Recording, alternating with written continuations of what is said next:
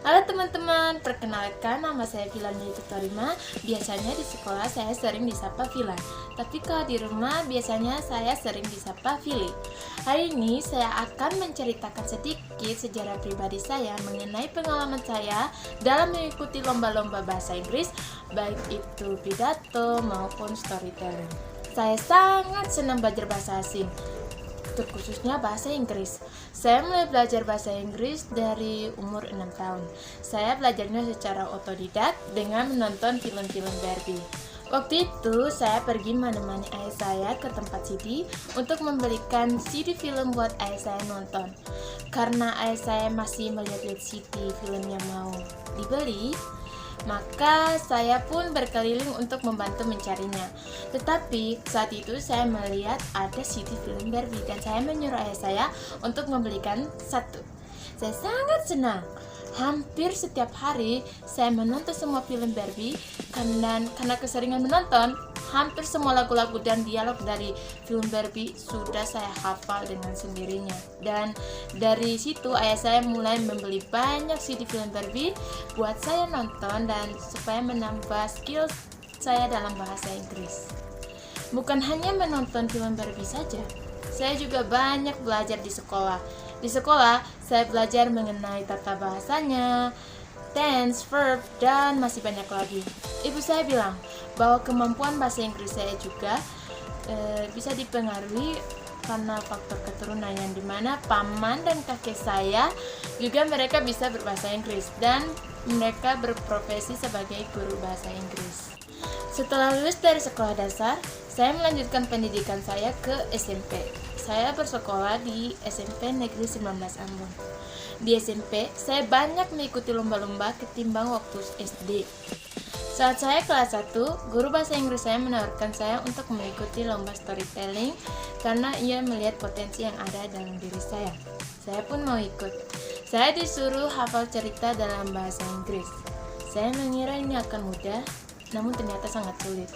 Saya duduk menghafal ceritanya sampai saya menangis karena tidak mampunya saya menghafal ceritanya.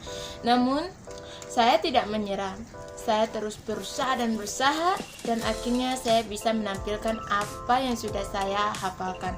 Tetapi saya tidak mendapatkan juara dan saya merasa sedih karena saya sudah berpikir bahwa saya sudah hafal susah-susah, masa tidak juara.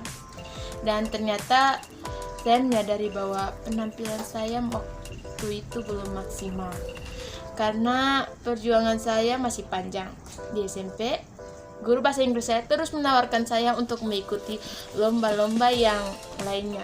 Saat saya masih duduk di kelas 1 SMP, saya ditunjuk sebagai MC bahasa Inggris mewakili kelas saya untuk acara pentas seni, dan dari situ juga saya sering ditunjuk untuk menjadi MC upacara setiap saat di sekolah. Saat kelas 8, saya ditawarkan oleh guru bahasa Inggris saya untuk ikut lomba pidato bahasa Inggris di English Corner Unpati. Saya dan teman saya mewakili sekolah untuk mengikuti lomba pidato tersebut, dan ternyata kami juga tidak menang di lomba tersebut. Lalu saat kelas 9, saya ditawarkan lagi untuk mengikuti lomba storytelling yang terakhir. Saya dan teman saya kembali bertanding mewakili sekolah, dan saat itu saya tampil dengan nomor urut pertama. Hati saya sangat deg-degan, tetapi saya berusaha untuk tetap tenang dan harus menampilkan semaksimal mungkin. Setelah seluruh peserta sudah menampilkan storytelling masing-masing, para juri pun mengumumkan siapa saja yang menjuarai lomba storytelling tersebut. Dan saya pun tidak menyangka bahwa saya bisa dapat juara 3 di lomba tersebut. Teman saya pun mendapatkan juara, ia juara pertama.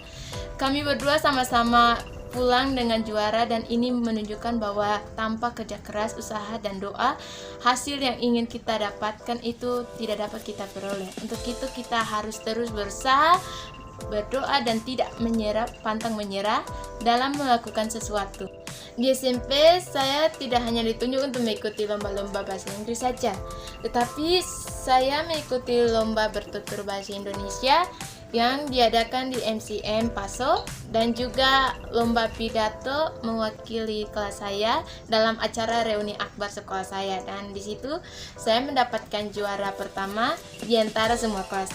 Bukan hanya itu saja, setelah lulus dari SMP saya ditunjuk guru bahasa Inggris saya untuk menampilkan storytelling yang sudah saya juarai tersebut di salah satu acara TVRI, yaitu Panggung Remaja, dan itu merupakan pengalaman-pengalaman terbaik saya selama saya mengikuti lomba-lomba bahasa Inggris di SMP. Sekian dari sejarah pribadi singkat saya. Semoga dari cerita tersebut bisa menginspirasi teman-teman semua. Terima kasih.